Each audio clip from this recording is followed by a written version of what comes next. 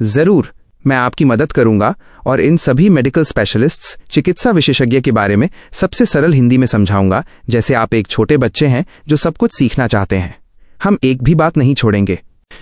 चिकित्सा विशेषज्ञ, medical specialists क्या होते हैं? इस पाठ में हम 10 ऐसे खास डॉक्टरों के बारे में जो एक ही चीज के एक्सपर्ट विशेषज्ञ होते हैं। कल्पना कीजिए कि डॉक्टर सुपर हीरो हैं और ये स्पेशलिस्ट ऐसे सुपर हीरो हैं जिन्होंने किसी खास सुपर पावर में मास्टर डिग्री हासिल की है। हम सीखेंगे कि वे क्या जॉब काम करते हैं, कैसे मेथड तरीका अपनाते हैं और उन्हें क्या टाइटल नाम दिया जाता है। 1. इंटर्निस्ट, आंतरिक रोग विशेषज्ञ, बड़ों के जासूस डॉक्टर। प्रश्न, original text prompt, what's wrong with you? आपको क्या बीमारी है? यह सवाल इंटर्निस्ट का मुख्य काम है। जब कोई बड़ा व्यक्ति अडल्ट बीमार होता है और ये पता नहीं चलता कि उसे क्या हुआ है, तो ये डॉक्टर जासूसी करके पता लगाते हैं। विवरण, ओरिजिनल टेक्स्ट डिस्क्रिप्शन और गहराई से व्याख्या। To find out what ails you and why, this specialist gives you a thorough physical examination using an impressive array of tests: X-ray, blood chemistry, urinalysis, cardiogram, and so on. An internist, काम, job. To find out what ails you and why, ये पता लगाने के लिए कि आपको क्या तकलीफ है और क्यों। ये डॉक्टर सिर्फ बुखार या खांसी का इलाज नहीं करते, बल्कि उस बीमारी की रूट कॉज जड़ तक जाते हैं। उदाहरण, मान लीजिए एक अंकल हमेशा थके हुए रहते हैं। कोई आम डॉक्टर उन्हें विटामिन दे सकता है, लेकिन इंटर्निस्ट जांच करेंगे कि कहीं उनके शरीर के अंदर कोई बड़ी गड़बड़ी, जैसे डायबिटीज या थायराइड की समस्या तो नहीं है। थरो फिजिकल एग्जामिनेशन, गहन शारीरिक जांच। थरो का मतलब है बहुत ध्यान से। वे शरीर के हर हिस्से को सुनते, देखते और महसूस करते हैं ताकि कोई भी सुराग न छूटे। तरीका और उपकरण, मेथड और टूल्स। इंप्रेसिव अरे ऑफ टेस्ट्स, जांचों का प्रभावशाली संग्रह। ये बहुत सारे टेस्ट्स, परीक्षणों का इस्तेमाल करते हैं। एक्सरे ये अंदर की हड्डियों और अंगों की तस्वीर लेता है। ब्लड केमिस्ट्री, रक्त रसायन, ये जानने के लिए कि आपके खून में चीनी, शुगर, वसा, फैट्स और अन्य केमिकल्स रसायन की मात्रा सही है या नहीं। यूरिनालिसिस, मूत्र विश्लेषण, आपके पेशाब, यूरिन की जांच करके पता लगाते हैं कि किडनीज, गुर्दे सही से काम कर रहे हैं या नहीं। कार्डियोग्राम, CGEKG, ये दिल की धड़कन और उसकी इलेक्ट्रिकल एक्टिविटी, विद्युत गतिविधि को रिकॉर्ड करता है, जिससे पता चलता है कि दिल ठीक से काम कर रहा है या नहीं। नाम, टाइटल, एन इंटर्निस्ट, इन्हें हिंदी में आंतरिक रोग विशेषज्ञ कहते हैं। 2. गायनकोलॉजिस्ट, स्त्री रोग विशेषज्ञ, महिलाओं की सेहत के डॉक्टर। गायनिकोलॉजिस्ट उन फीमेल महिलाओं की डॉक्टर होती हैं जो गर्भवती नहीं हैं। ये केवल महिलाओं के लिए हैं। प्रश्न, original text prompt, female troubles, महिलाओं से जुड़ी तकलीफें। इसका मतलब है महिलाओं के शरीर में होने वाली खास तकलीफें। विवरण, ओरिजिनल टेक्स्ट डिस्क्रिप्शन और गहराई से व्याख्या। this specialist treats the female reproductive and sexual organs. A gynecologist, काम, job, treats the female reproductive and sexual organs, महिला प्रजनन और यौन अंगों का इलाज करते हैं। Reproductive organs, प्रजनन अंग, वे अंग जो बच्चे पैदा करने से जुड़े होते हैं, जैसे यूट्रस, गर्भाशय, ओवरीज, अंडाशय। Sexual organs, यौन अंग, महिलाओं की यौन स्वास्थ्य से जुड़े अंग। ट्रीट्स, इलाज करना, ये डॉक्टर पीरियड्स, मासिक धर्म की समस्याओं, इन्फेक्शंस, संक्रमण और सर्विकल या ओवेरियन कैंसर जैसी बीमारियों की जांच और इलाज करते हैं। उदाहरण, अगर किसी लड़की को पीरियड्स में बहुत ज्यादा दर्द होता है या वे अनियमित इरेगुलर हैं, तो वह गायनकोलॉजिस्ट के पास जाती है। नाम, टाइटल, ए गायनकोलॉजिस्ट, स्त्री रोग विशेषज्ञ। 3. ऑब्स्टेट्रिशियन, प्रसूति विशेषज्ञ, गर्भावस्था और बच्चे के जन्म के डॉक्टर। ऑब्स्टेट्रिशियन बच्चे के जन्म से जुड़े हर काम के एक्सपर्ट होते हैं। प्रश्न, original text prompt, having a baby, क्या बच्चा होने वाला है? ये उस समय की बात है जब कोई महिला प्रेग्नेंट, गर्भवती होती है। विवरण, ओरिजिनल टेक्स्ट डिस्क्रिप्शन और गहराई से व्याख्या। This specialist delivers babies and takes care of the mother during and immediately after the period of her pregnancy. An obstetrician, काम, job, delivers babies, बच्चों को जन्म देना। इनका मुख्य काम बच्चे को सुरक्षित रूप से मां के पेट से बाहर निकालने में मदद करना है, चाहे वो वैजिनल डिलीवरी, सामान्य प्रसव हो या C-सेक्शन operation. Takes care of the mother during her pregnancy, गर्भावस्था के दौरान मां की देखभाल करना। इसे प्रीनेटल केयर, प्रसव पूर्व देखभाल कहते हैं। 9 महीने तक ये डॉक्टर मां को देखते हैं, जांच करते हैं कि बच्चे का विकास ठीक से हो रहा है या नहीं और मां के शरीर को हेल्थी, स्वस्थ रखते हैं। उदाहरण, वे मां के ब्लड प्रेशर, रक्तचाप की जांच करते रहते हैं ताकि कोई खतरा न हो। And immediately after the period of a pregnancy, और गर्भावस्था की अवधि के तुरंत बाद। बच्चे के जन्म के बाद भी ये माँ की देखभाल करते हैं ताकि वो जल्दी और अच्छे से रिकवर ठीक हो सके। नाम, टाइटल, एन ऑब्स्टेट्रिशियन, प्रसूति विशेषज्ञ। याद रखें, इंपॉर्टेंट फैक्ट, अक्सर गायनिकोलॉजिस्ट और ऑब्स्टेट्रिशियन दोनों एक ही डॉक्टर होते हैं जिन्हें OBGYN कहते हैं। 4. पीडियाट्रिशियन, बाल रोग विशेषज्ञ, बच्चों के डॉक्टर। पीडियाट्रिशियन खासतौर पर छोटे बच्चों और टीनेजर्स किशोरों के लिए होते हैं। बच्चों का शरीर बड़ों से अलग होता है, इसलिए उन्हें खास डॉक्टर की जरूरत होती है। प्रश्न, original text prompt, is your baby ill? क्या आपका बच्चा बीमार है?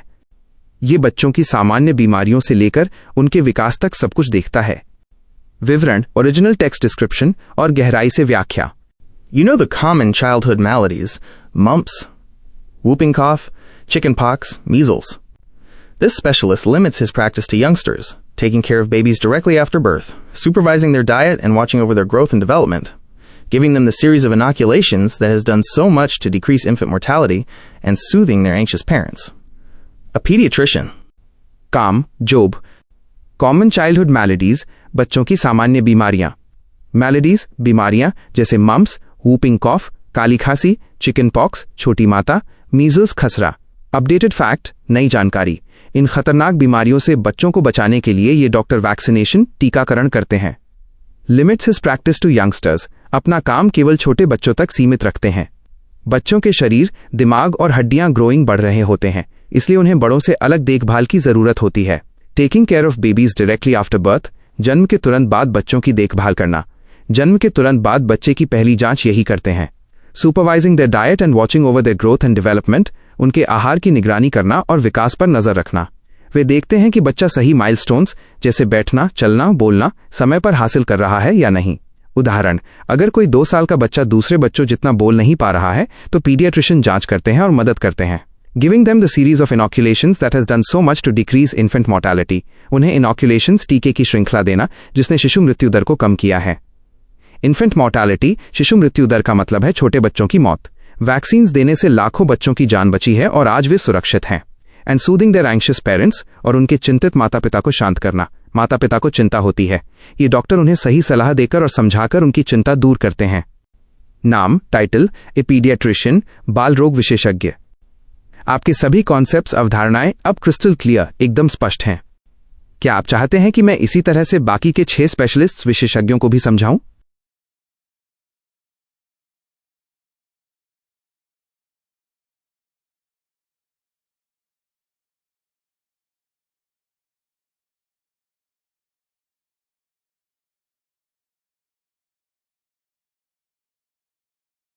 ये बहुत ही शानदार विचार है।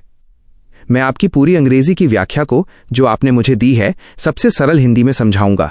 हम हर वाक्य, हर शब्द को देखेंगे ताकि आपके सारे कॉन्सेप्ट्स, अवधारणाएं शीशे की तरह क्रिस्टल क्लियर, एकदम स्पष्ट हो जाएं। हम तकनीकी शब्दों को केवल अंग्रेजी में ही रखेंगे ताकि आप उन्हें सही से याद कर सकें। यहां आपकी पूरी व्याख्या सरल हिंदी में दी गई है। त्वचा, स्किन और डर्मेटोलॉजिस्ट। Skin clear? इस सवाल का मतलब है, क्या आपकी त्वचा, स्किन साफ और स्वस्थ है? देखिए, आपने एक पुरानी पहेली सुनी होगी, पिग स्किन, सूअर की खाल का सबसे अच्छा उपयोग क्या है? जवाब है, सूअर को एक साथ टुगेदर रखने के लिए। हमारी ह्यूमन स्किन, मानव त्वचा का काम भी बिल्कुल ऐसा ही है। अगर हम फंडामेंटल्स, मूल बातें पर जाएं, तो ये वो चीज है जो हमें एक टुकड़े में इन वन पीस रखती है, यानी हमारे सारे अंगों को अंदर सुरक्षित रखती है। हमारी ये आउटर कवरिंग, बाहरी आवरण, हमारे अंदरूनी इंटरनल ऑर्गन्स, आंतरिक अंगों की तरह ही कई तरह की बीमारियों और इन्फेक्शन, संक्रमणों का शिकार हो सकती है। यह समस्याएं छोटी एक्नी, मुहासे या एक्जिमा खुजली से लेकर गंभीर इम्पेटिगो, फोड़े फुंसी, सोरायसिस, एक तरह की पुरानी खुजली, और कैंसर तक हो सकती हैं। ये सारे शब्द स्किन डिजीजेस, त्वचा के रोग के नाम हैं। जो डॉक्टर इन सब स्किन डिजीजेस, त्वचा रोगों का इलाज करता है, उसे डर्मेटोलॉजिस्ट, चर्म रोग विशेषज्ञ कहते हैं। ये डॉक्टर त्वचा के साथ साथ आपके हेयर, बालों और नेल्स, नाखूनों के भी एक्सपर्ट होते हैं। आंखें, आइज और ऑप्थल्मोलॉजिस्ट। 6 eyes, okay. यहां पूछा जा रहा है, क्या आपकी आंखें ठीक हैं? जो डॉक्टर देखने से जुड़ी समस्याओं, डिसऑर्डर्स ऑफ विजन का स्पेशलिस्ट होता है, जैसे कि दूर की चीजों का धुंधला दिखना, मायोपिया, आंख के आकार में गड़बड़ी, एस्टिग्मेटिज्म, आंखों में सफेद बादल आना, कैटरैक्ट्स या आंख का प्रेशर बढ़ना, ग्लौकोमा, वो इन समस्याओं का इलाज करता है। ये डॉक्टर आपको ग्लासेस, चश्मा लगाने को कह सकता है, ड्रग्स, दवाइयां दे सकता है या जरूरी होने पर सर्जरी, ऑपरेशन भी कर सकता है। इस डॉक्टर को ऑप्थेल्मोलॉजिस्ट, नेत्र रोग विशेषज्ञ कहते हैं। ये डॉक्टर सर्जरी करने वाला भी होता है और दवाई देने वाला भी, इसलिए इन्हें आई सर्जन, आंख का सर्जन भी कहते हैं। हड्डियां, बोन्स और orthopaedist. 7. How are your bones? इस भाग में पूछा जा रहा है, आपकी हड्डियां कैसी हैं? ये डॉक्टर हमारे शरीर के स्केलेटल स्ट्रक्चर, कंकाल संरचना से जुड़ी समस्याओं को ठीक करता है। ये डॉक्टर बोन फ्रैक्चर्स, हड्डी टूटना, रीढ़ की हड्डी के बीच की गद्दी का खिसकना, स्लिप डिस्क्स, जन्म से पैर का मुड़ा होना, क्लब फुट, रीढ़ की हड्डी का टेढ़ा होना, कर्वेचर ऑफ द स्पाइन या जोड़ का अपनी जगह से हट जाना, डिसलोकेशंस ऑफ द हिप जैसी समस्याओं का इलाज करते हैं। इस स्थिति को ठीक करने के लिए डॉक्टर सर्जरी, ऑपरेशन भी कर सकते हैं या ब्रेसेस, सहारा और अप्लायंसेस, उपकरण जैसे कि विशेष जूते या पट्टियां का उपयोग भी कर सकते हैं। इस विशेषज्ञ को ऑर्थोपीडिस्ट, हड्डी रोग विशेषज्ञ कहा जाता है। इनका काम आपकी चाल ढाल को सीधा और आपको दर्द मुक्त रखना है। दिल, हार्ट और कार्डियोलॉजिस्ट। 8. डज योर हार्ट गो पिटर पैटर? ये एक मजेदार तरीका है ये पूछने का, क्या आपका दिल सही ढंग से धड़क रहा है? यह विशेषज्ञ डॉक्टर दिल, हार्ट और खून को पूरे शरीर में घुमाने वाले सिस्टम, सर्कुलेटरी सिस्टम की बीमारियों का इलाज करता है। उदाहरण के लिए ये हाई ब्लड प्रेशर, उच्च रक्तचाप या दिल का दौरा, हार्ट अटैक जैसी समस्याओं को देखते हैं। इस डॉक्टर को कार्डियोलॉजिस्ट, हृदय रोग विशेषज्ञ कहते हैं। ये हमारे शरीर के सबसे जरूरी पंप यानी दिल को स्वस्थ रखते हैं। दिमाग, ब्रेन और neurologist. 9. Is your brain working? इसका सीधा मतलब है, क्या आपका दिमाग और नसें ठीक से काम कर रही हैं? ये डॉक्टर दिमाग, ब्रेन, रीढ़ की हड्डी, स्पाइनल कॉर्ड और पूरे नर्वस सिस्टम, तंत्रिका तंत्र के डिसऑर्डर्स, विकारों के इलाज में स्पेशलिस्ट होता है। आपका नर्वस सिस्टम, तंत्रिका तंत्र, पूरे शरीर का कंट्रोल सेंटर है जो आपके दिमाग से लेकर हर उंगली तक फैला हुआ है। ये डॉक्टर स्ट्रोक, मिर्गी, एपिलेप्सी और तेज सिर दर्द, माइग्रेन्स जैसी समस्याओं को देखता है। इस डॉक्टर को न्यूरोलॉजिस्ट, तंत्रिका रोग विशेषज्ञ कहते हैं। सबसे जरूरी बात, ये डॉक्टर डायग्नोसिस, रोग की पहचान और ट्रीटमेंट दवाइयों के साथ इलाज करते हैं। दिमाग या रीढ़ की हड्डी का सर्जरी, ऑपरेशन करना इनके स्पेशलिस्ट का काम नहीं है, वो काम न्यूरोसर्जन करते हैं।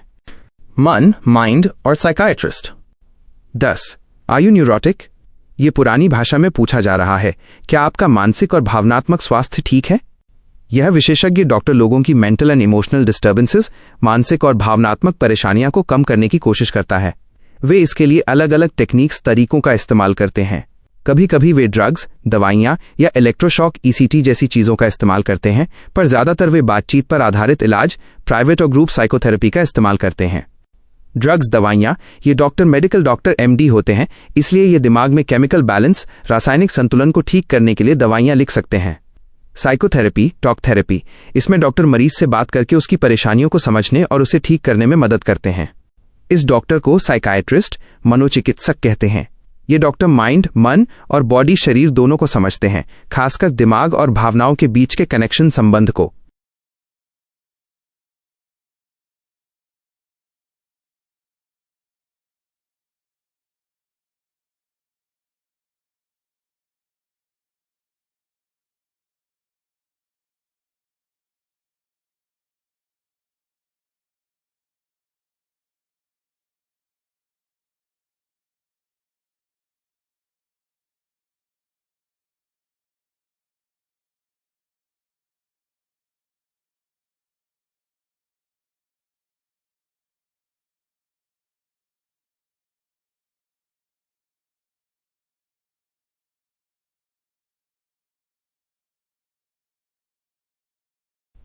नमस्ते, मैं आपके लिए इस जानकारी को सबसे सरल हिंदी में बच्चों को कहानी सुनाने के अंदाज में समझाता हूं ताकि आपको सब कुछ क्रिस्टल क्लियर हो जाए।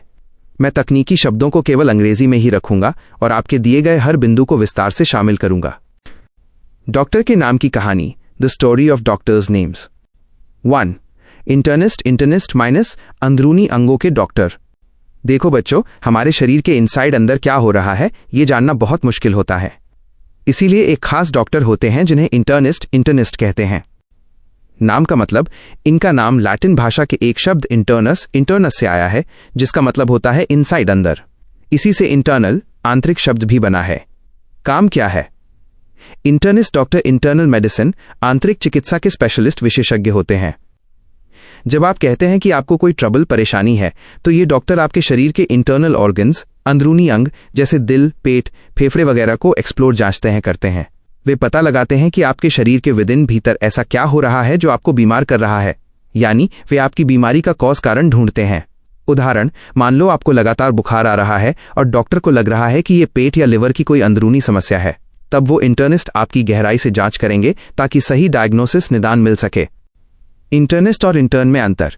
बच्चों, इंटर्निस्ट एक स्पेशलिस्ट डॉक्टर होते हैं, लेकिन एक इंटर्न या इंटरने वो युवा मेडिकल ग्रेजुएट स्नातक होते हैं जो अपनी पढ़ाई पूरी करने के बाद किसी अस्पताल के इनसाइड में अपनी अप्रेंटिसशिप, ट्रेनिंग या इंटर्नशिप कर रहे होते हैं। ये डॉक्टर अभी सीख रहे हैं। दोनों में भ्रमित नहीं होना है। 2. गायनेकोलॉजिस्ट और ऑब्स्टेट्रिशियन।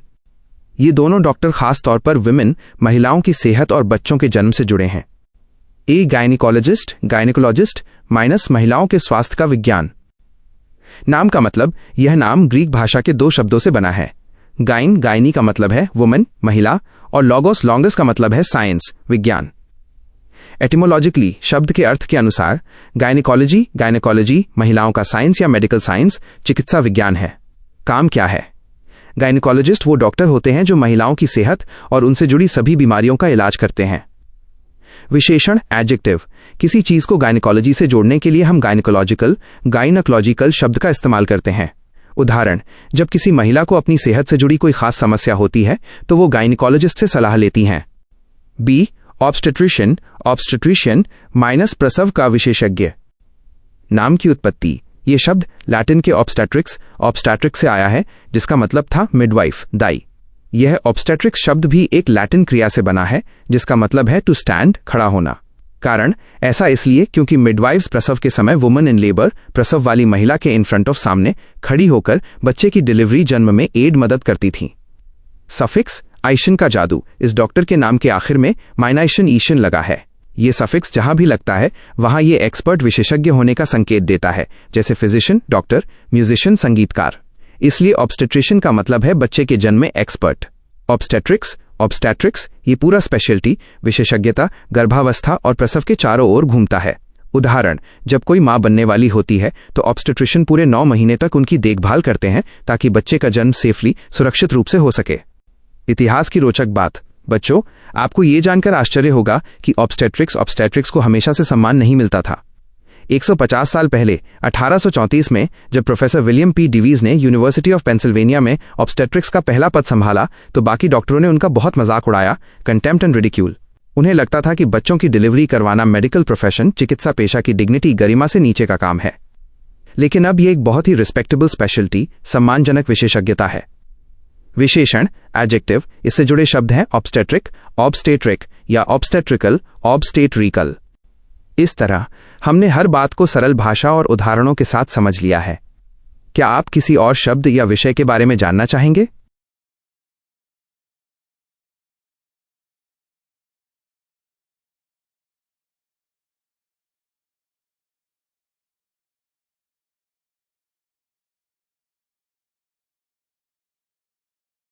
ये बहुत बढ़िया विचार है। अब हम इस पूरी और गहरी जानकारी को सबसे सरल हिंदी भाषा में समझेंगे, जैसे आप एक उत्सुक छोटे बच्चे हैं और मैं आपका सबसे अच्छा शिक्षक हूं। हम सभी तकनीकी शब्द, टेक्निकल वर्ड्स को अंग्रेजी में ही रखेंगे ताकि आप उनकी असली पहचान भी न भूलें। चिकित्सा विज्ञान का क्षेत्र। पीडियाट्रिक्स, बाल चिकित्सा। देखिए, पीडियाट्रिक्स शब्द 3 पुराने हिस्सों से बना है। पहला हिस्सा है ग्रीक शब्द पाइडोस, जिसका मतलब होता है बच्चा, चाइल्ड। दूसरा हिस्सा है आइट्रिया, जिसका मतलब है चिकित्सा या इलाज, मेडिकल हीलिंग। और तीसरा हिस्सा है ईशियन, जिसका मतलब है विशेषज्ञ या माहिर, एक्सपर्ट। इन तीनों को मिलाकर बना पीडियाट्रिशियन। तो एक पीडियाट्रिशियन वो विशेषज्ञ डॉक्टर है जो बच्चों की चिकित्सा करता है। इसे ही पीडियाट्रिक्स कहते हैं। ये वो पूरा विज्ञान है जो बच्चों को जन्म से लेकर बड़े होने तक स्वस्थ रखता है। जब हम किसी चीज को इस क्षेत्र से जुड़ा हुआ बताते हैं तो हम पीडियाट्रिक शब्द का इस्तेमाल करते हैं। उदाहरण के लिए, एक पीडियाट्रिक अस्पताल का कमरा सिर्फ बच्चों के लिए होता है। एक जरूरी चेतावनी। आपको एक बात का ध्यान रखना होगा, कुछ अंग्रेजी शब्दों में पेड जैसे पेडल माइनस पैडल या पेडेस्ट्रियन माइनस पेडेस्ट्रियन आता है, लेकिन ये लैटिन शब्द पेडिस पैडिस से आए हैं, जिसका मतलब पैर फुट होता है। ये पाइडोस बच्चा से बिल्कुल अलग हैं, यानी पीडियाट्रिक्स का संबंध पैर से नहीं बल्कि बच्चे से है, भले ही वर्तनी स्पेलिंग एक जैसी दिखती हो। शिक्षा और शिक्षण का क्षेत्र, पेडागोजी, शिक्षा शास्त्र। अब हम दूसरा महत्वपूर्ण क्षेत्र देखते हैं, बच्चों का मार्गदर्शन। पेडागोजी शब्द भी दो ग्रीक शब्दों से मिलकर बना है। पहला हिस्सा वही है पाइडोस यानी बच्चा। दूसरा नया हिस्सा है अगोगोस, जिसका मतलब है मार्गदर्शन करना या नेतृत्व करना, लीडिंग। तो पेडागोजी का मूल अर्थ था बच्चों का मार्गदर्शन। जब हम बच्चों का मार्गदर्शन करते हैं तो हम उन्हें सीखने, लर्निंग, विकसित डेवलपमेंट होने, बढ़ने, ग्रोथ और समझदार मैच्योरिटी बनने की ओर ले जाते हैं। जन्म के समय से ही माता पिता और शिक्षक बच्चों को सिखाते हैं कि वे आत्मनिर्भर, सेल्फ सफिशिएंट बने और अपनी संस्कृति, कल्चर में अच्छी तरह से घुल मिल जाएं। इसलिए आज पेडागोजी का मतलब केवल बच्चों को ले जाना नहीं है, बल्कि ये शिक्षण, टीचिंग के सिद्धांतों, प्रिंसिपल्स और तरीकों, मेथड्स का अध्ययन है, यानी बच्चों को सबसे अच्छे तरीके से कैसे सिखाया जाए। उदाहरण के लिए कॉलेज में शिक्षा की पढ़ाई कर रहे छात्र पेडागोजी के कोर्स लेते हैं, जिनमें एजुकेशनल साइकोलॉजी, शैक्षिक मनोविज्ञान जैसे विषय शामिल होते हैं।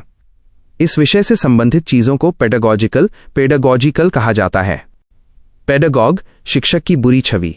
जिस व्यक्ति के पास पेडागोजी का ज्ञान होता है उसे पेडागॉग कहते हैं। मूल रूप से इसका अर्थ सिर्फ शिक्षक, टीचर था, लेकिन समय के साथ इस शब्द का अर्थ बिगड़ गया, डिटीरियोरेटेड।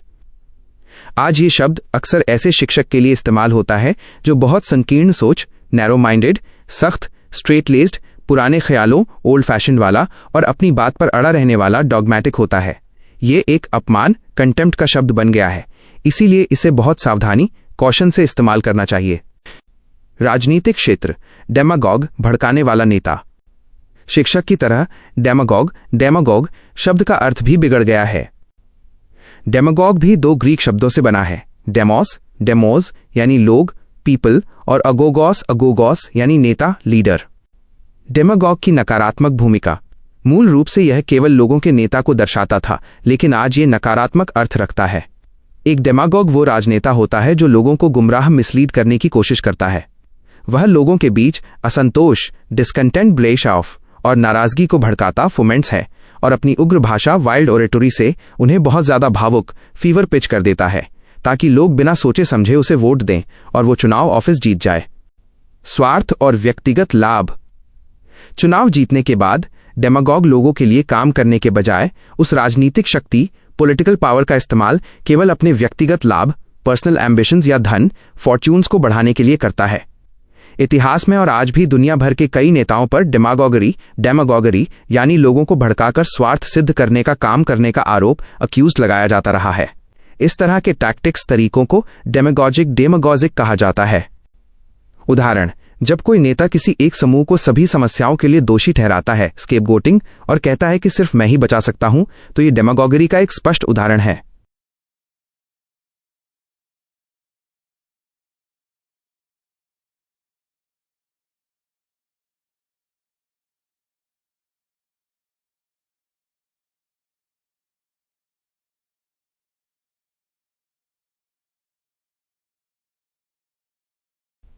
नमस्ते, मैं आपकी टीचर हूं और मैं आपको ये सब कुछ हिंदी में एकदम सरल तरीके से समझाऊंगी, जैसे आप एक छोटे बच्चे हैं। हम आपकी स्किन, त्वचा और आईज, आंखों से जुड़े सभी शब्दों को बहुत गहराई से समझेंगे। आपके सारे कॉन्सेप्ट्स, अवधारणाएं एकदम स्पष्ट हो जाएंगे। त्वचा के विशेषज्ञ, द डर्मेटोलॉजिस्ट। यह पहला हिस्सा आपकी स्किन, त्वचा और उसके डॉक्टर के बारे में है। 1. त्वचा के डॉक्टर और उनकी पढ़ाई। डर्मेटोलॉजिस्ट एक विशेष डॉक्टर होते हैं। इनकी विशेषता को डर्मेटोलॉजी कहते हैं। ये डॉक्टर आपकी स्किन, हेयर, बाल और नेल्स, नाखून से जुड़ी सभी बीमारियों का इलाज करते हैं। नाम की उत्पत्ति, ओरिजिन। यह नाम यूनानी ग्रीक शब्द डर्मा से आया है, जिसका मतलब ही स्किन, त्वचा होता है। इसलिए डर्मेटोलॉजिस्ट का मतलब हुआ त्वचा का अध्ययन करने वाला डॉक्टर। उदाहरण, एग्जाम्पल, अगर आपको मुहासे, एक्नी है या त्वचा पर कोई अजीब धब्बा, मोल है, तो आपको डर्मेटोलॉजिस्ट के पास जाना चाहिए।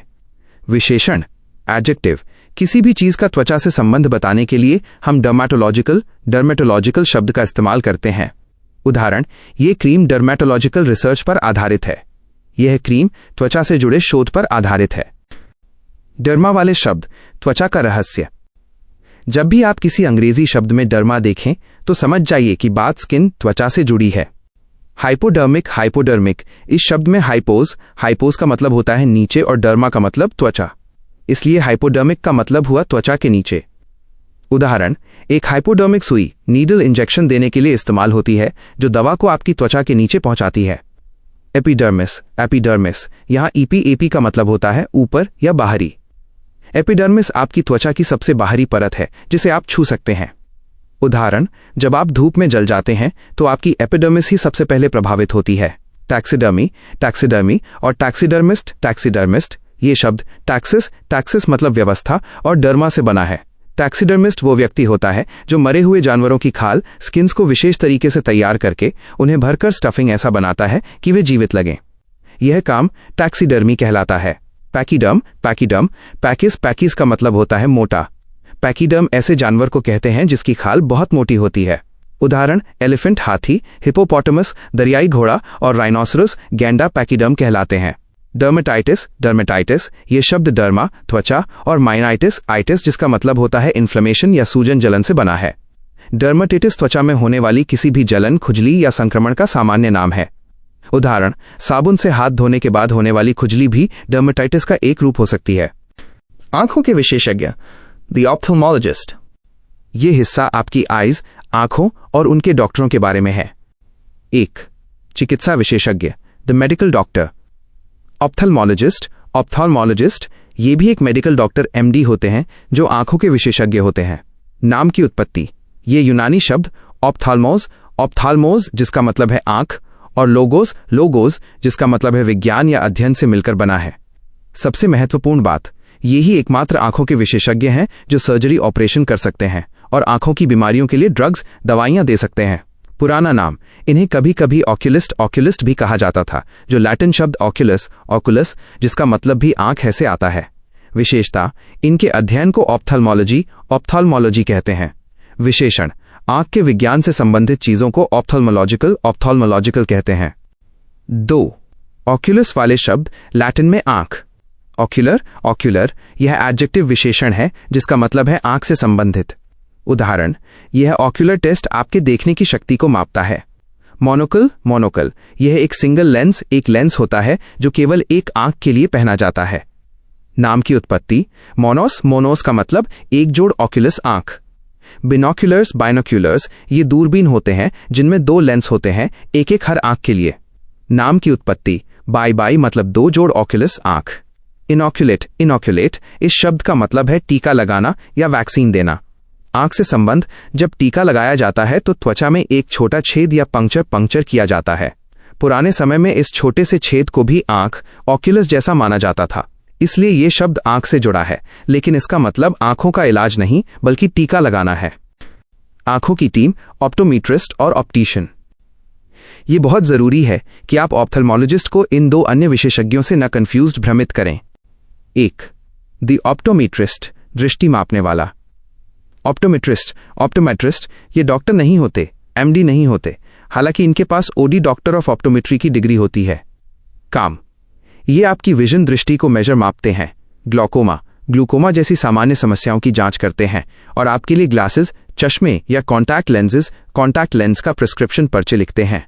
ये सर्जरी नहीं करते। नाम की उत्पत्ति, यही यूनानी शब्द ऑप्सिस ऑप्टिकोस मतलब दृष्टि जोड़ मेट्रॉन मतलब माप से बना है, यानी जो दृष्टि को मापता है।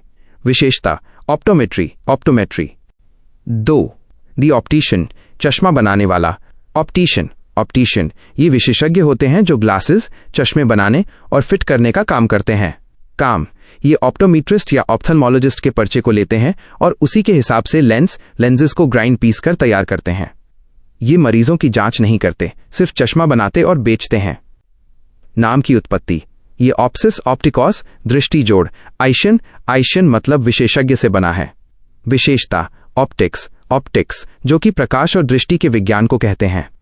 सारांश, समरी, ऑप्थेल्मोलॉजिस्ट मेडिकल डॉक्टर, आंख का ऑपरेशन और दवाई, ऑप्टोमीट्रिस्ट, दृष्टि विशेषज्ञ, आंख की जांच और चश्मे का पर्चा, ऑप्टिशियन, तकनीकी विशेषज्ञ, चश्मा बनाना और फिट करना।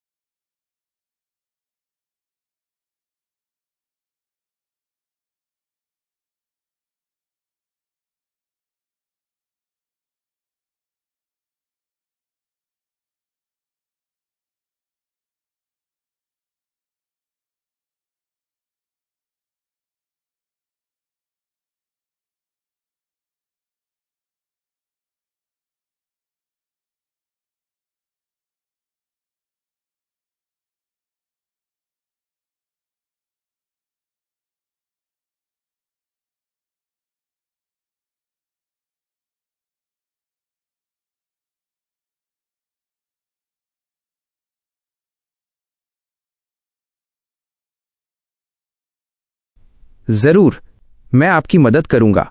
मैं आपके दिए गए पूरे एक्सप्लेनेशन व्याख्या को बहुत ही सरल हिंदी में समझाऊंगा, जैसे मैं किसी छोटे बच्चे को समझा रहा हूं। हम हर बात को विस्तार से समझेंगे और आपके सारे कॉन्सेप्ट्स, अवधारणाएं एकदम स्पष्ट हो जाएंगे। हम टेक्निकल वर्ड्स, तकनीकी शब्द को केवल टेक्स्ट इंग्लिश में ही रखेंगे ताकि आप उन्हें सही से याद कर सकें। एक हड्डी और दांत सीधे करने वाले डॉक्टर्स ऑर्थोपीडिस्ट और ऑर्थोडोंटिस्ट। ऑर्थोपीडिस्ट, हड्डी रोग विशेषज्ञ। बच्चे, इस शब्द की कहानी बहुत पुरानी है। ऑर्थोपीडिस्ट दो टेक्स्ट ग्रीक रूट्स, ग्रीक मूल से बना है। 1. ऑर्थोस, टेक्स्ट ऑर्थोस, जिसका मतलब है स्ट्रेट, सीधा या करेक्ट, सही। 2. पाइडोस, टेक्स्ट पाइडोस, जिसका मतलब है चाइल्ड, बच्चा। तो एटिमोलॉजी, शब्द व्युत्पत्ति के अनुसार ऑर्थोपीडिस्ट वो है जो बच्चों को स्ट्रेटन्स, सीधा करता है। इतिहास, हिस्ट्री। यह शब्द 1741 में तब बनाया गया जब टेक्स्ट बुक, पाठ्यपुस्तक लिखने वाले एक टेक्स्ट ऑथर, लेखक ने बच्चों की बीमारियों की टेक्स्ट प्रिवेंशन, रोकथाम के बारे में बताया। उस समय उनका मुख्य काम बच्चों की स्पाइनल कर्वेचर, टेक्स्ट रीढ़ की हड्डी का टेढ़ापन को ठीक करना था। आज का काम, करंट एंड अपडेटेड फैक्ट। आज ऑर्थोपीडिस्ट सिर्फ बच्चों को नहीं बल्कि एडल्ट्स, वयस्कों को भी देखते हैं। ये टेक्स्ट स्पेशलिटी, विशेषता, बोन्स, हड्डियों, टेक्स्ट जॉइंट्स, जोड़ों, टेक्स्ट इंजरीज, चोटों और टेक्स्ट डिजीजेस, बीमारियों का इलाज करती है। उदाहरण, एग्जाम्पल, अगर आपका हाथ या पैर टूट जाता है, फ्रैक्चर, या आपके दादाजी का घुटना खराब हो जाता है तो उन्हें हिप रिप्लेसमेंट की जरूरत होती है, तो ये सब ऑर्थोपीडिस्ट देखते हैं। Adjective, orthopaedic, text orthopaedic. जैसे एक ऑर्थोपीडिक टेक्स्ट सर्जन ने टेक्स्ट सर्जिकल प्रोसीजर्स, सर्जिकल प्रक्रियाएं की। ऑर्थोडोंटिस्ट, दांत सीधे करने वाले विशेषज्ञ। अब बात करते हैं दांतों की। ये टेक्स्ट स्पेशलिटी है ऑर्थोडोंटिया, टेक्स्ट ऑर्थोडोंटिया। ये भीर्थोस, स्ट्रेट, सीधा से बना है, लेकिन इसमें दूसरा टेक्स्ट रूट है ओडोंटोस, टेक्स्ट ओडोंटोस, जिसका मतलब है टूथ, दांत। ऑर्थोडोंटिस्ट टेक्स्ट ऑर्थोडोंटिस्ट का काम क्या है?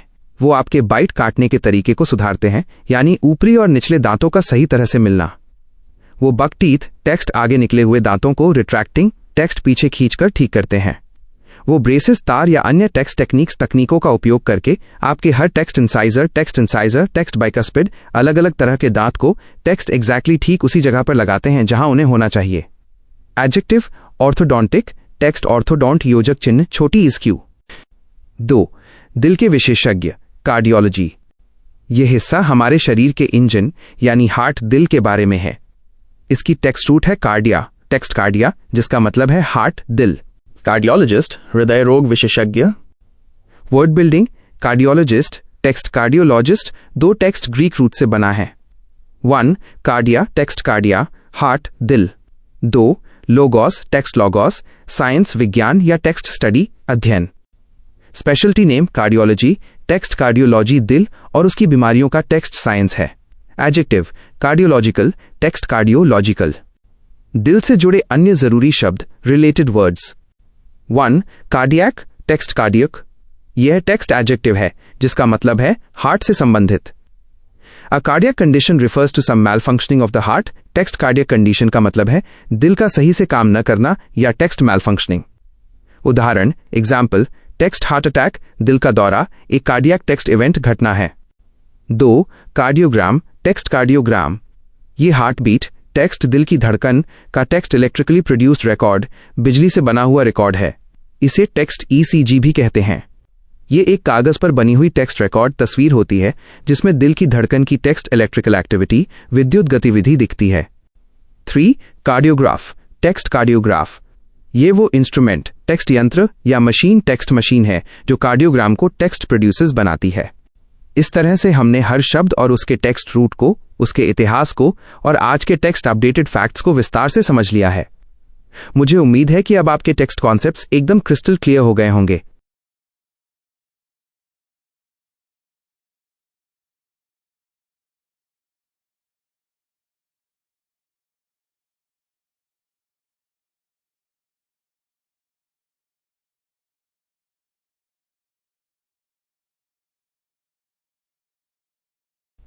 नमस्ते। मैं आपकी दी गई पूरी जानकारी को सबसे सरल, गहन, इन डेप्थ और व्याकरणिक रूप से शुद्ध, ग्रामेटिकली करेक्ट हिंदी में अनुवाद कर रहा हूं, जिसमें सभी तकनीकी शब्द, टेक्निकल वर्ड्स केवल इंग्लिश में रहेंगे। हम हर चीज को एक छोटे बच्चे की तरह सीखेंगे ताकि आपके कॉन्सेप्ट्स एकदम क्रिस्टल क्लियर हो जाएं। आई मानसिक स्वास्थ्य की बुनियादी बातें, फंडामेंटल्स ऑफ मेंटल हेल्थ। यह समझने वाली सबसे पहली और अत्यधिक महत्वपूर्ण बात है कि न्यूरोसिस कोई मेंटल अनबैलेंस, मानसिक अस्थिरता नहीं है। यह सिर्फ तनाव, स्ट्रेस और चिंता, एंजाइटी जैसी भावनात्मक प्रतिक्रियाओं, इमोशनल रिएक्शंस का एक समूह है। न्यूरोसिस से पीड़ित व्यक्ति रियलिटी, वास्तविकता को पहचानता है और उसकी समझ, परसेप्शन हम सभी की तरह ही होती है। 2. साइकोसिस, वास्तविकता से दूरी, साइकोसिस, लॉस ऑफ रियलिटी। जब कोई समस्या पूर्ण विकसित मानसिक विकार, फुल ब्लोन मेंटल डिसऑर्डर का रूप ले लेती है तो उसे साइकोसिस, साइकोसिस माइनस उच्चारण, साइकोसिस कहा जाता है। शब्द की गहराई, एटिमोलॉजी। यह शब्द यूनानी, ग्रीक भाषा के 2 हिस्सों से मिलकर बना है। 1. साइकी, साइकी जिसका अर्थ है स्पिरिट, आत्मा, सोल, रूह या माइंड, मन। 2. माइनोसिस, ओसिस जिसका अर्थ है कोई स्थिति, ऑफ कंडीशन या रोग, डिजीज। साइकोटिक की पहचान, आइडेंटिफाइंग अ साइकोटिक। एक सच्चा साइकोटिक, साइकोटिक माइनस उच्चारण, सीकोटिक, व्यक्ति रियलिटी, वास्तविकता से संपर्क खो, लॉस्ट कॉन्टैक्ट विद रियलिटी देता है। इसका अर्थ यह है कि जिस वास्तविकता को हम सब सच मानते हैं वो उससे दूर हो जाता है। उदाहरण, सिंपल एग्जाम्पल। मान लीजिए आप और आपका दोस्त एक कमरे में बैठे हैं। आप जानते हैं कि कमरे में कोई नहीं है, लेकिन आपका दोस्त चिल्लाता है कि देखो, दीवार पर एक भूत, गोस्ट नाच रहा है, और वो पूरी तरह से आश्वस्त, कंप्लीटली कन्विंस्ड है कि ये सच है। यह दर्शाता है कि उसने हमारी वास्तविकता, आर रियलिटी से संपर्क खो दिया है। यह साइकोसिस की स्थिति है जिसे मति भ्रम, हैलुसिनेशन या भ्रम, डिल्यूजन कहते हैं।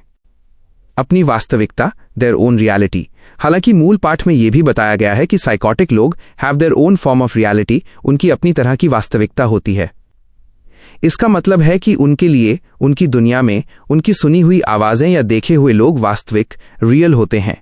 याद रखें, साइकोटिक शब्द न्यूरोटिक की तरह एक नाउन संज्ञा और एडजेक्टिव विशेषण दोनों के रूप में इस्तेमाल होता है।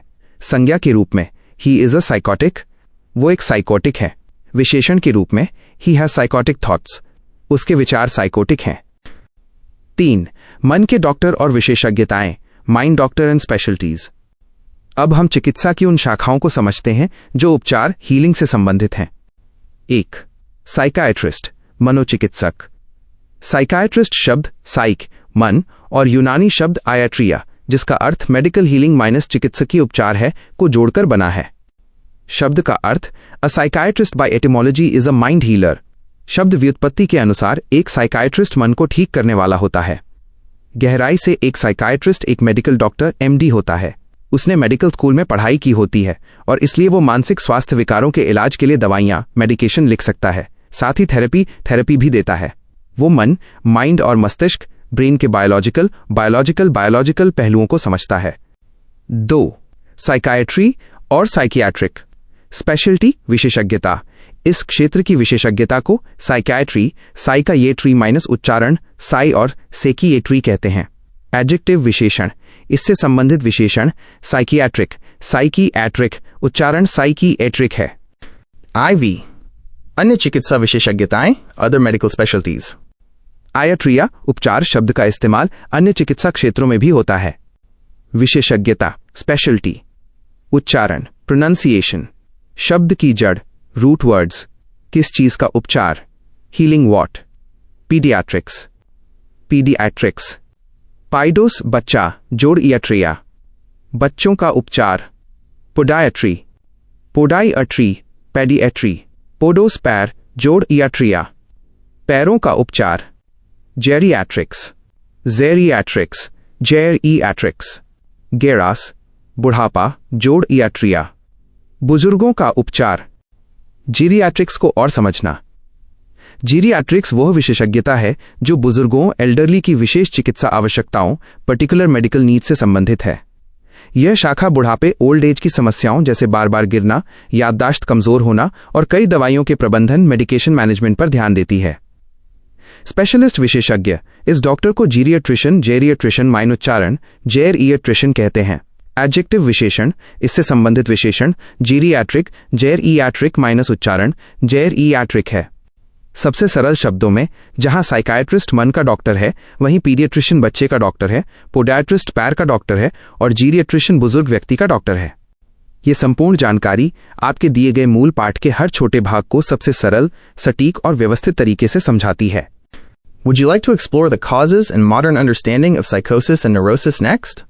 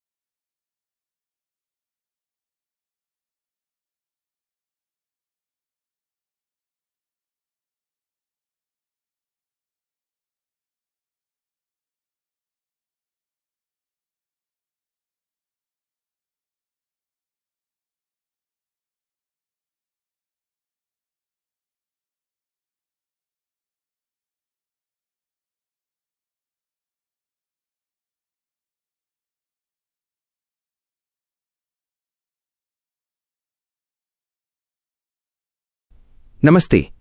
बहुत बढ़िया। अब हम आपकी पूरी एक्सप्लेनेशन, समझावट को सबसे आसान हिंदी में बदलेंगे, जैसे आप एक छोटे बच्चे को सिखा रहे हों। आपका लक्ष्य है बेस्ट, सबसे अच्छा बनना, और हम मिलकर ये करेंगे। हम हर एक बात को इतनी सरलता से समझेंगे कि आपके सारे कॉन्सेप्ट्स, सिद्धांत एकदम साफ हो जाएंगे।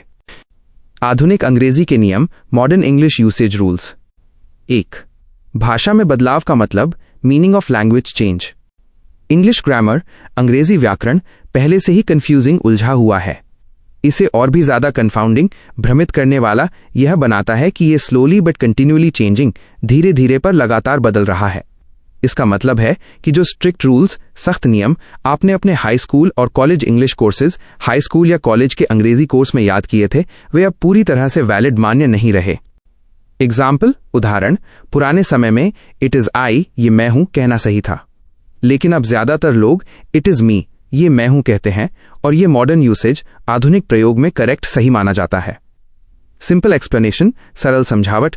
अगर आप उन पुराने आउटमोडेड प्रिंसिपल्स, अप्रचलित सिद्धांतों पर चलते हैं, तो आप सोचेंगे कि आप परफेक्ट, उत्तम अंग्रेजी बोल रहे हैं, लेकिन असल में आप स्टफी एंड पेडेंटिक, अड़ियल और अनावश्यक रूप से नियम मानने वाले लग सकते हैं।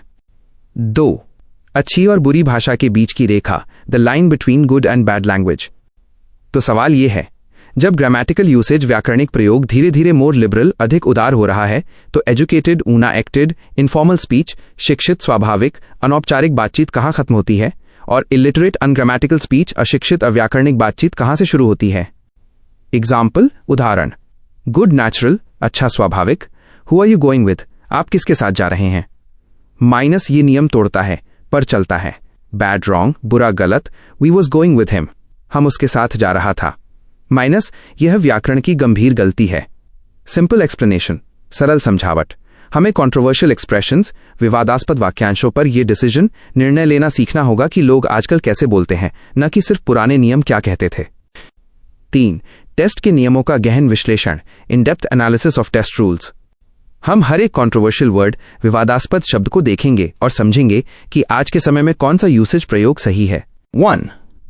Countable nouns, गिनने योग्य संज्ञा, many versus much. सेंटेंस, वाक्य, सिंपल एक्सप्लेनेशन, सरल समझावट। एग्जाम्पल, उदाहरण, if you drink too many vodka martinis. Right. Rule, जिन चीजों को आप काउंट गिन सकते हैं, जैसे 1, 2, 3 मार्टिनी, उनके लिए मैनी का प्रयोग होता है। जिन्हें नहीं गिन सकते, जैसे पानी, हवा, उनके लिए मच का। मार्टिनीज को गिना जा सकता है, इसलिए मैनी सही है। आपके पास मैनी पेन्स, पेन है, गिन सकते हैं। आपके पास मच इंक, स्याही है, गिन नहीं सकते। 2. रिडंडेंट वर्ब, अनावश्यक क्रिया, हैव यू गॉट। सेंटेंस, वाक्य, सिंपल एक्सप्लेनेशन, सरल समझावट। एग्जाम्पल, उदाहरण, have you got $1? Right. Strict rule, सख्त नियम, गॉट यहां अनावश्यक एक्स्ट्रा है, सिर्फ डू यू हैव कहना काफी है। Modern usage, right. Informal conversation, अनौपचारिक बातचीत में हैव यू गॉट बिल्कुल नेचुरल, स्वाभाविक और स्वीकार्य, एक्सेप्टेबल है। Formal, do you have time. Casual, have you got time. दोनों सही हैं। 3. प्रोनाउन केस, सर्वनाम की अवस्था, except I by except me. Sentence, वाक्य, सिंपल एक्सप्लेनेशन, सरल समझावट। एग्जाम्पल, उदाहरण, no one loves you except I. Wrong. Rule, except एक प्रिपोजिशन, संबंध बोधक है। इसके बाद हमेशा ऑब्जेक्ट फॉर्म, कर्मकारक रूप वाला प्रोनाउन, सर्वनाम आता है, जो मी है, आई नहीं। For me, to him. Except us, हमेशा ऑब्जेक्ट रूप। 4. लाई वीएस ले, आराम करना बनाम रखना। सेंटेंस, वाक्य, सिंपल एक्सप्लेनेशन, सरल समझावट। एग्जाम्पल, उदाहरण, please lay down. Wrong. Rule, lie का मतलब है खुद आराम करना। ले का मतलब है किसी और चीज को रखना, जैसे किताब। करेक्शन, आपको खुद आराम करने को कहा जा रहा है, इसलिए प्लीज लाई डाउन कहना सही है। यह नियम फॉर्मल इंग्लिश में आज भी जरूरी है। लाई, आराम, I want to lie in the sun. Lay, रखना, I will lay the blanket down. 5. Who VS whom, कर्ता बनाम कर्म। सेंटेंस, वाक्य, सिंपल एक्सप्लेनेशन, सरल समझावट। एग्जाम्पल, उदाहरण, who do you love. Right. Strict rule, who subject, काम करने वाला के लिए है। हुम ऑब्जेक्ट, जिस पर काम हो के लिए। Modern usage, right. आजकल हुम बहुत फॉर्मल और स्टिफ अड़ियल लगता है, इसलिए हु का प्रयोग दोनों के लिए किया जाता है। ओल्ड स्टिफ, हुम did you call. मॉडर्न्स, natural, who did you call. ज्यादातर लोग इसे ही सही मानते हैं। 6. Subject verb agreement, कर्ता क्रिया तालमेल, neither. Or. सेंटेंस, वाक्य, सिंपल एक्सप्लेनेशन, सरल समझावट। एग्जाम्पल, उदाहरण, neither of these cars are. Wrong. Rule, neither singular एक वचन है, इसका मतलब ये भी नहीं और वो भी नहीं, इसलिए इसके साथ singular verb and is mile आना चाहिए। Correction, neither of these cars is worth the money. Neither of the boys is here, दो लड़कों में से कोई भी यहां नहीं है। 7. हैंग वीएस हैंग्ड, फांसी बनाम टांगना। सेंटेंस, वाक्य, सिंपल एक्सप्लेनेशन, सरल समझावट। एग्जाम्पल, उदाहरण, sentence the murderer to be hung. Wrong. Rule, execution किसी को फांसी देना के लिए पास्ट टेंस, भूतकाल, हमेशा हैंग्ड होता है। किसी ऑब्जेक्ट, चीज को टांगने के लिए हंग होता है। Correction, the murderer was hanged. Picture, तस्वीर, I hung the picture. Person, व्यक्ति, they hang the prisoner. 8. Can VS में क्षमता बनाम अनुमति। सेंटेंस, वाक्य, सिंपल एक्सप्लेनेशन, सरल समझावट। एग्जाम्पल, उदाहरण, mother, can I go out to play. Right. Strict rule, can ability क्षमता के लिए है, मे परमिशन अनुमति के लिए। Modern usage, right. Casual talk, सामान्य बातचीत में कैन का प्रयोग परमिशन के लिए पूरी तरह से एक्सेप्टेड, स्वीकृत है। Polite, formal, may I come in. Casuals, common, can I come in. 9. Plurals, बहुवचन, spoonfuls versus spoonsful. सेंटेंस, वाक्य, सिंपल एक्सप्लेनेशन, सरल समझावट। एग्जाम्पल, उदाहरण, take 2 spoonsful of this medicine. Wrong. Rule, जब हम माइंडफुल वाले शब्दों का प्लूरल, बहुवचन बनाते हैं तो माइनस अंत में लगता है। करेक्शन, स्पूनफुल्स चम्मच भर, कपफुल्स कप भर। I ate 3 handfuls, मुट्ठी भर of nuts. 10. Infer vs imply, निष्कर्ष निकालना बनाम संकेत देना. Sentence, वाक्य. Simple explanation, सरल समझावट. Example, उदाहरण. Your words seem to infer. Wrong. Rule, imply का मतलब है संकेत देना, ये काम स्पीकर या वर्ड्स करते हैं. Infer का मतलब है निष्कर्ष निकालना, ये काम लिसनर या रीडर करते हैं. Correction, आपके शब्द imply संकेत कर रहे हैं. Sender, imply. Your tone implies anger. Receiver infer. I infer निष्कर्ष निकाला that you are angry. 11. Will vs shall, भविष्यकाल.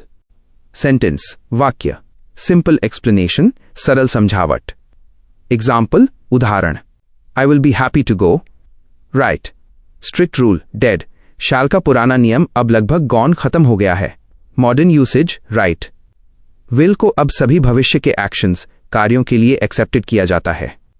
Modern, I will do it. To vara. Predicate nominative. It is me, / it is I. Sentence, वाक्य. Simple explanation, सरल समझावट. Example, उदाहरण. It is me. Right. Strict rule. It is I ही सही है. Modern usage, right.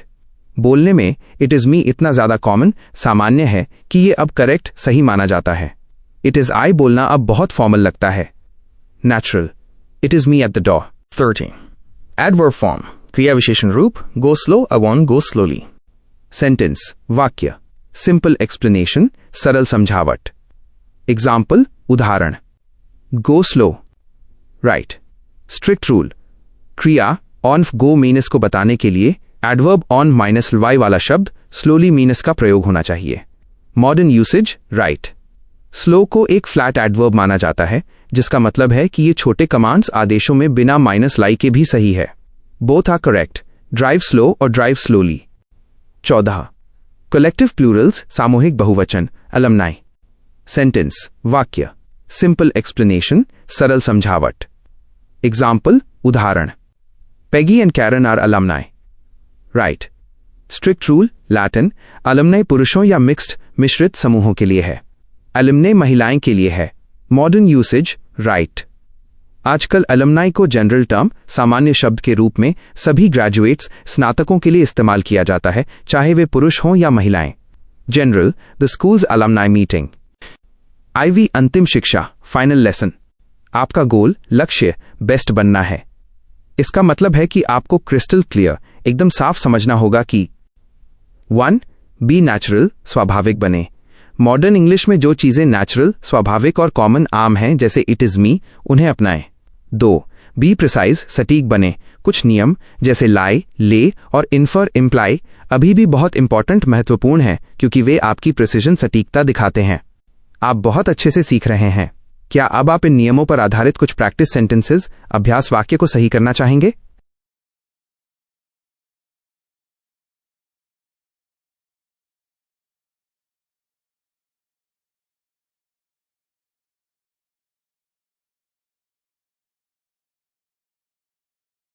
जरूर. मैं आपको ये सारी ग्रामर, व्याकरण बहुत ही सरल हिंदी में समझाता हूं, जैसे आप एक छोटे बच्चे हैं और पहली बार ये चीजें सीख रहे हैं. हम हर बात को बहुत ध्यान से समझेंगे ताकि आपके सारे कॉन्सेप्ट्स, अवधारणाएं एकदम स्पष्ट हो जाएं. 1. गेट सिक, बीमार पड़ जाना. देखो, एक शब्द है गेट, गैट. कुछ पुराने और बहुत सख्त लोग कहते हैं कि गेट का मतलब सिर्फ ऑब्टेन, प्राप्त करना होता है, जैसे मुझे एक खिलौना गेट हुआ, आई गॉट अ टॉय. लेकिन आजकल की हिंदी इंग्लिश में ऐसा नहीं है. गेट के बहुत सारे मतलब होते हैं और एक बहुत जरूरी मतलब है बिकम, हो जाना या बन जाना. जब आप कहते हैं if you drink too many vodka martinis you will surely get sick, अगर आप बहुत ज्यादा वोडका मार्टिनी पिएंगे तो आप जरूर बीमार पड़ जाएंगे. यह वाक्य राइट, सही है. यहां गेट सिक का मतलब है बीमार हो जाना, बिकम सिक. आप ऐसे ही कह सकते हैं वो गेट टायर्ड, थक गया हो गया, या वो गेट डिजी, चकरा गया हो गया. इसलिए गेट सिक कहना बिल्कुल सही है. जो लोग इस पर एतराज करते हैं उन्हें पेडेंट, कठोर नियमों पर अड़ने वाला व्यक्ति कहा जाता है. हमें पेडेंट की चिंता नहीं करनी, हमें सरल और मॉडर्न इंग्लिश बोलनी है. 2. हैव यू गॉट, क्या आपके पास है. यह बात पोजेसिव, अधिकार दिखाने के बारे में है. वाक्य है हैव यू गॉट $1, क्या आपके पास $1 है. यह वाक्य भी राइट, सही है. कुछ लोग कहते हैं कि हैव गॉट कहने की क्या जरूरत है, सिर्फ do you have a dollar, क्या आपके पास $1 है, कहो। लेकिन सच ये है कि हैव गॉट एक established American form of expression, स्थापित अमेरिकी अभिव्यक्ति का रूप है। ये एक इडियम मुहावरा की तरह है जो बोलचाल की भाषा कोलोक्वियलिज्म में बहुत चलता है। प्रसिद्ध लेखक जैक्स बार्जून ने भी कहा था कि वह खुद बोलते समय हैव यू गॉट का इस्तेमाल करते हैं। तो अगर आपको किसी से पूछना है कि क्या उसके पास कोई चीज है, तो हैव यू गॉट बोलना एकदम नेचुरल, स्वाभाविक और करेक्ट सही है। 3.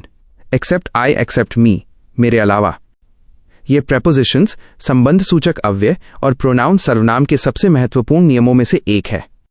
वाक्य है no one loves you except I, तुम्हें मेरे अलावा कोई प्यार नहीं करता। यह वाक्य W रॉन्ग गलत है। लोग अक्सर सोचते हैं कि यह वाक्य no one loves you except I do, मैं करता हूं, का छोटा रूप है, इसलिए आई सही है। लेकिन यह सोच अनसोफिस्टिकेटेड, सरल, अविकसित है। असल नियम यह है, जब शब्द एक्सेप्ट अलावा एक प्रपोजिशन की तरह इस्तेमाल होता है तो इसके बाद हमेशा एक ऑब्जेक्टिव प्रोनाउन कर्मकारक सर्वनाम आता है, न कि एक सब्जेक्टिव प्रोनाउन कर्ताकारक सर्वनाम। सब्जेक्टिव प्रोनाउन कर्ता I, he, she, we, they. Objective pronoun कर्म me, him, her, us, them. Correction सुधार, सही वाक्य है no one loves you except me, तुम्हें मेरे अलावा मी कोई प्यार नहीं करता। Simple example, the gift is for me, उपहार मेरे लिए है। यहां फॉर प्रेपोजिशन है, इसलिए आई नहीं मी आता है। इसी तरह एक्सेप्ट मी सही है। 4. लाइव यस ले, लेटना और रखना। यह सबसे ज्यादा कंफ्यूजिंग, भ्रमित करने वाला वर्ब पेयर क्रिया जोड़ा है, लेकिन नियम बहुत सरल है। शब्द मतलब मीनिंग, ऑब्जेक्ट कर्म की जरूरत, लाई टू रिक्लाइन, खुद लेटना या आराम करना, नहीं नो, ले टू प्लेस, किसी चीज को रखना, हाँ यस। वाक्य है प्लीज ले डाउन, कृपया लेट जाइए। यह वाक्य W रॉन्ग गलत है, क्योंकि यहां आप खुद को आराम करने के लिए कह रहे हैं। रिक्लाइन बीना, इसलिए सही वर्ब है LIE। LAY का मतलब होता है रखना, जैसे ले योर हैंड ऑन माइन, अपना हाथ मेरे हाथ पर रखो। यहां हैंड ऑब्जेक्ट है। करेक्शन सुधार, सही वाक्य है प्लीज लाई डाउन, कृपया लेट जाइए। सिंपल एग्जाम्पल, आप कहते हैं मैं थक गया हूं, मैं थोड़ी देर लाई डाउन करूंगा। आप कहते हैं किताब को टेबल पर ले कर दो, रख दो। 5. हु डू यू लव, किसे किसको प्यार करते हो। यह दिखाता है कि कैसे भाषा समय के साथ बदलती है और सरल होती जाती है। वाक्य है हु डू यू लव, आप किसको प्यार करते हैं। यह वाक्य राइट सही है। पुराना टेक्निकल रूल, तकनीकी नियम कहता था कि WHO सब्जेक्टिव माइनस जब वो व्यक्ति एक्शन कार्य कर रहा हो, WO में ऑब्जेक्टिव माइनस जब वो व्यक्ति एक्शन प्राप्त तारांकन रिसीव कर रहा हो। इस वाक्य में आप प्यार कर रहे हैं और सामने वाला व्यक्ति प्यार रिसीव कर रहा है, इसलिए पुराने नियम से whom do you love सही होना चाहिए था।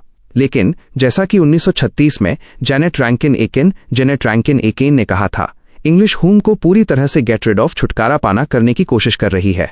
आज whom का इस्तेमाल करना बहुत ओवरली फॉर्मल, अत्यधिक औपचारिक लगता है, इसलिए आप अपनी रोजमर्रा की बोलचाल एवरीडे स्पीच में who का इस्तेमाल बेझिझक कर सकते हैं। यह डेमोक्रेटिक, लोकप्रिय, सामान्य चुनाव है और सबको मान्य है। 6. नीदर, इज, आर, दोनों में से कोई भी नहीं।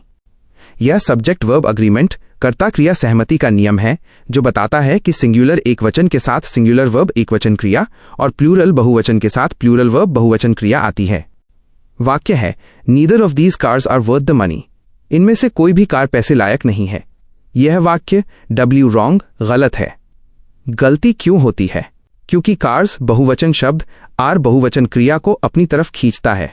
यह इरेजिस्टिबल टेम्पटेशन, अदम्य प्रलोभन है। लेकिन असलियत क्या है? नीदर ऑफ का मतलब होता है नीदर वन ऑफ, दोनों में से एक भी नहीं। चूंकि ये वन एक की बात कर रहा है, भले ही वो नदारद हो, ये हमेशा सिंगुलर एक वचन माना जाता है। करेक्शन सुधार, सिंगुलर सब्जेक्ट के साथ सिंगुलर वर्ब ऑफ इज बेल आती है। सही वाक्य है neither of these cars is worth the money, इनमें से कोई भी कार्स पैसे लायक नहीं है। Simple example, wrong, neither of the students are ready. Correct, neither of the students is ready, मतलब एक भी स्टूडेंट इज रेडी नहीं है। मुझे उम्मीद है अब आपके सारे कॉन्सेप्ट्स पूरी तरह से क्रिस्टल क्लियर, बिल्कुल स्पष्ट हो गए होंगे।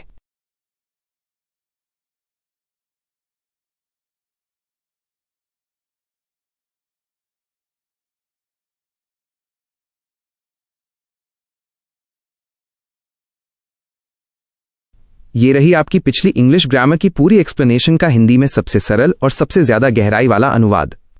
मैं आपको हर चीज ऐसे समझाऊंगा जैसे आप एक छोटे बच्चे हैं, ताकि आपके सारे कॉन्सेप्ट्स एकदम साफ हो जाएं। 1. हैंग्ड हैंग्ड vs हंग हंग, फांसी और लटकाना। हैंग्ड हैंग्ड और हंग हंग दोनों ही टू हैंग के बीते हुए रूप पास्ट टेंस हैं, लेकिन इनका इस्तेमाल अलग अलग चीजों के लिए होता है। हैंग्ड हैंग्ड ये शब्द सिर्फ इंसानों को फांसी देने के लिए इस्तेमाल होता है। जब किसी अपराधी को रस्सी से लटकाकर उसकी जान ली जाती है तो उसे हैंग्ड कहा जाता है। उदाहरण, अपराधी को कल सुबह हैंग्ड किया जाएगा। A criminal will be hanged tomorrow morning. Hung ये शब्द इंसानों को छोड़कर किसी भी चीज को लटकाने के लिए इस्तेमाल होता है, जैसे तस्वीर, कपड़े या चाबी। उदाहरण, मैंने दीवार पर एक सुंदर तस्वीर हंग की। I hung a beautiful picture on the wall.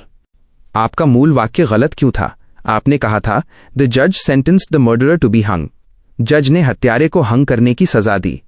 यह गलत रॉन्ग है, क्योंकि हत्यारा एक इंसान है, इसलिए सही शब्द हैंग्ड है।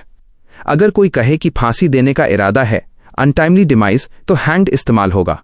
याद रखें, चीजें हंग होती हैं, इंसान हैंग्ड होते हैं। 2. कैन vs में अनुमति और योग्यता। यह नियम अनुमति परमिशन मांगने के बारे में है। पुराना नियम ओल्ड रूल पहले बहुत सख्त नियम था कि अनुमति परमिशन मांगने के लिए में का ही इस्तेमाल करना चाहिए। कैन का इस्तेमाल केवल किसी काम को करने की योग्यता एबिलिटी बताने के लिए होता था। जैसे पुराने नियम से क्या मैं खेल सकता हूं के लिए मे आई प्ले सही था, और कैन आई प्ले का मतलब था क्या मुझ में खेलने की ताकत योग्यता है। आज का नियम करंट रूल, अब जमाना बदल गया है। आज की मॉडर्न इंग्लिश में कैन शब्द का इस्तेमाल अनुमति परमिशन मांगने के लिए करना पूरी तरह से सही राइट है। आपका मूल वाक्य mother can I go out to play, माँ क्या मैं बाहर खेलने जा सकता हूं, माइनस ये राइट है। आपकी किताब का तर्क, अगर आप अपने बच्चे से सिर्फ मे कहने की जिद करते हैं तो आपको प्यूरिस्टिक अत्यधिक शुद्धतावादी माना जा सकता है। कैन न तो अशिष्ट डिस्कर्टियस है और न ही अशुद्ध इनकरेक्ट। आज की ऑथोरिटेटिव डिक्शनरीज आधिकारिक शब्दकोश भी कैन को अनुमति मांगने के लिए सही मानती हैं। Fully sanction the use of can. सरल शब्दों में आप अनुमति मांगने के लिए कैन बोल सकते हैं। मे अब ज्यादातर फॉर्मल जगहों पर या किसी चीज की संभावना पॉसिबिलिटी बताने के लिए इस्तेमाल होता है। आज बारिश में हो सकती है। 3. प्लूरल्स ऑफ फुल वर्ड्स, भरपूर मात्रा का बहुवचन। जब आप किसी चीज की मात्रा अमाउंट बताते हैं जो किसी बर्तन को भरती है, जैसे चम्मच या कप, तो उसका बहुवचन प्लूरल बनाने का तरीका क्या है? गलत तरीका टेक 2 स्पून्सफुल ऑफ दिस मेडिसिन। सही तरीका स्पूनफुल्स। नियम, जब आप किसी बर्तन की पूरी मात्रा फुल अमाउंट का बहुवचन बनाते हैं तो -s हमेशा फुल के बाद लगता है, बीच में नहीं। इसलिए स्पूनफुल्स चम्मच भर मात्राएं और कपफुल्स कप भर मात्राएं सही हैं। गहराई से समझें दी एक्सेप्शन। स्पूनफुल्स इसका मतलब है 1 चम्मच के बराबर मात्रा जिसे आपने 2 बार लिया। आप एक अमाउंट बता रहे हैं। 2 स्पून्स फुल इसका मतलब है आपके पास 2 अलग अलग चम्मच हैं और दोनों भरे हुए हैं। आप 2 अलग वस्तुओं के बारे में बात कर रहे हैं।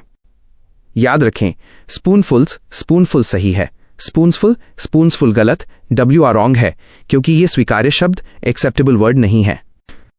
4. इन्फर vs इम्प्लाई इशारा करना और निष्कर्ष निकालना। ये दोनों शब्द एक दूसरे से जुड़े हैं, लेकिन ये विपरीत दिशाओं ऑपोजिट डायरेक्शंस में काम करते हैं। इम्प्लाई इसका मतलब है इशारा करना या संकेत देना, हिंट और सजेस्ट। ये काम बोलने वाला स्पीकर या लिखने वाला राइटर करता है। उदाहरण, आपके शब्दों ने इम्प्लाई किया कि आप नाराज हैं। Your words implied that you were upset.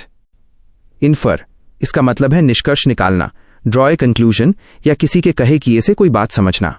यह काम सुनने वाला लिसनर या पढ़ने वाला रीडर करता है। उदाहरण, मैंने आपके शब्दों से इन्फर किया कि आप नाराज थे। I inferred from your words that you were upset. आपका मूल वाक्य गलत क्यों था? आपने कहा था your words seem to infer. आपके शब्द इन्फर करते हैं। शब्द निष्कर्ष नहीं निकाल सकते, वे केवल इम्प्लाई इशारा कर सकते हैं। सरल शब्दों में स्पीकर इंप्लाई करता है, इशारा भेजता है, लिसनर इन्फर करता है, इशारा पकड़कर निष्कर्ष निकालता है। 5. शैल vs विल भविष्य बताना। यह नियम भविष्य फ्यूचरिटी बताने के लिए कौन सा शब्द सही है इस बारे में है। पुराना नियम ओल्ड रूल। पहले बहुत से लोग मानते थे कि आई और वी के साथ शैल और बाकी सबके साथ विल आना चाहिए अगर आप बस भविष्य बता रहे हैं। आज का नियम करंट रूल। आज की इनफॉर्मल स्पीच आम बोलचाल में शैल और विल के बीच कोई अंतर नहीं रखा जाता। विल का इस्तेमाल सभी के साथ होता है, I will, you will, he will आदि। आपका मूल वाक्य I will be happy to go to the concert, मैं खुश होऊंगा कॉन्सर्ट जाने के लिए, माइनस ये राइट है। किताब का तर्क। आज के मॉडर्न ग्रामेरियंस, आधुनिक व्याकरणविद मानते हैं कि ये अंतर 1800 के दशक के टेक्स्ट बुक राइटर्स ने सिंपली इन्वेंटेड, बस ऐसे ही बना दिया था और इसका कोई वास्तविक आधार बेसिस इन हिस्टोरिकल ग्रामर नहीं है। सरल शब्दों में भविष्य के लिए विल का इस्तेमाल सबसे सही और आधुनिक तरीका है। आप आई विल का इस्तेमाल बिना किसी चिंता के कर सकते हैं। 6. इट इज मी, ये मैं हूं। यह नियम बताता है कि भाषा कैसे बदलती है और पुराने ग्रामेटिकल लॉ, व्याकरणिक कानून टूट जाते हैं। पुराना नियम ओल्ड रूल। व्याकरण का पुराना नियम कहता था कि टू बी क्रिया इज एम आर के बाद हमेशा सब्जेक्ट प्रोनाउन कर्ता सर्वनाम आई ही शी आना चाहिए, न कि ऑब्जेक्ट प्रोनाउन कर्म सर्वनाम मी हिम हर। इसलिए नियम के अनुसार आपको इट इज आई कहना चाहिए था। आज का नियम करंट रूल।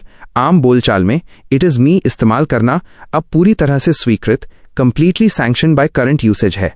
आपका मूल वाक्य इट इज मी माइनस यह राइट ही है। उदाहरण, महान नेता विंस्टन चर्चिल ने भी एक बार रेडियो पर कहा था, this is me Winston Churchill. इससे साबित होता है कि यह एजुकेटेड स्पीच शिक्षित बोलचाल में स्टैंडर्ड मानक बन चुका है। सरल शब्दों में जब कोई फोन पर पूछे कि कौन बोल रहा है तो बेझिझक कहें it is me. It is I बोलने में आज के जमाने में अजीब और ज्यादा औपचारिक, स्टिफ एंड टू फॉर्मल लगता है। 7. गो स्लो, धीरे चलो। यह नियम एडवर्ब क्रिया विशेषण के बारे में है जो क्रिया वर्ब माइंड को मॉडिफाई करता है। गलत धारणा रॉन्ग बिलीफ। कुछ लोग गलती से मानते हैं कि क्रिया गो माइनस को मॉडिफाई करने के लिए हमेशा माइनस लाई वाला शब्द एडवर्ब ही आना चाहिए, इसलिए उन्हें लगता है कि गो स्लोली ही सही है। सत्य द ट्रूथ। शब्द स्लो एडजेक्टिव विशेषण होने के साथ साथ खुद भी एक एडवर्ब क्रिया विशेषण है। आपका मूल वाक्य गो स्लो माइनस ये राइट है। किताब का तर्क। सभी अथॉरिटी प्राधिकारी इस बात को मानते हैं। ये इडियम मुहावरेदार और आम बोलचाल में बिल्कुल सही है। सरल शब्दों में आप गो स्लो भी कह सकते हैं और गो स्लोली भी, दोनों सही हैं। गो स्लो ज्यादा सीधा और सामान्य है, जैसा कि सड़क के संकेतों पर लिखा होता है। 8. alumni versus alumni स्नातक। ये शब्द लैटिन भाषा से आते हैं और लिंग जेंडर के आधार पर बहुवचन प्लूरल बताते हैं। अलुमनाई ये शब्द पुरुष मेल स्नातकों का बहुवचन है या पुरुष और महिला दोनों के मिक्स्ड ग्रुप मिश्रित समूह के लिए इस्तेमाल होता है। अलुमनी ये शब्द केवल महिलाओं ओनली फीमेल स्नातकों का बहुवचन है। आपका मूल वाक्य गलत क्यों था? आपने कहा था Peggy and Karen are alumni, Peggy और कैरन अलुमनाई हैं। ये गलत रॉन्ग था क्योंकि पेगी और कैरन ऑब्वियसली विमेन स्पष्ट रूप से महिलाएं हैं, इसलिए फॉर्मली सही शब्द अलुमनी है। आज की समझ मॉडर्न अंडरस्टैंडिंग। औपचारिक फॉर्मल लेखन में अलुमनाई सही है, लेकिन मॉडर्न यूसेज आधुनिक उपयोग में अलुमनाई शब्द को जेंडर न्यूट्रल लिंग तटस्थ माना जाता है और यह किसी भी समूह पुरुष महिला या मिश्रित के लिए व्यापक रूप से स्वीकार्य है। 9. वुड vs शुड इच्छा बनाम कर्तव्य। ये नियम वुड और शुड का इस्तेमाल आपकी इच्छा या आपके फर्ज ड्यूटी को बताने के लिए है। पुराना नियम ओल्ड रूल। कुछ पुराने नियम कहते थे कि आई के साथ इच्छा बताने के लिए शुड इस्तेमाल करना चाहिए, आई शुड लाइक। आज का नियम करंट रूल। आज वुड का इस्तेमाल आई के साथ इच्छा डिजायर या विनम्र अनुरोध पोलाइट रिक्वेस्ट बताने के लिए पूरी तरह से सही है। आपका मूल वाक्य I would like to ask you a question, मैं आपसे एक सवाल पूछना चाहूंगा, माइनस ये राइट है। शुड का नया काम। आज के जमाने में शुड का इस्तेमाल लगभग हमेशा केवल 3 चीजों के लिए होता है। 1. कर्तव्य या जिम्मेदारी ड्यूटी और रिस्पॉन्सिबिलिटी, आपको पढ़ाई करनी शुड चाहिए। 2. संभावना प्रोबेबिलिटी, वो यहां जल्द ही शुड आ जाना चाहिए। किताब का मजेदार उदाहरण, एक महिला ने भूखे आदमी से कहा यू शुड फोर्स योरसेल्फ, आपको जबरदस्ती खाना चाहिए। इसका मतलब है ये आपका फर्ज है, न कि मेरी इच्छा है कि आप खाएं। सरल शब्दों में कोई चीज़ चाहने या पसंद करने के लिए आई वुड लाइक बोलें। कोई चीज़ ज़रूरी या फ़र्ज़ बताने के लिए आई शुड बोलें।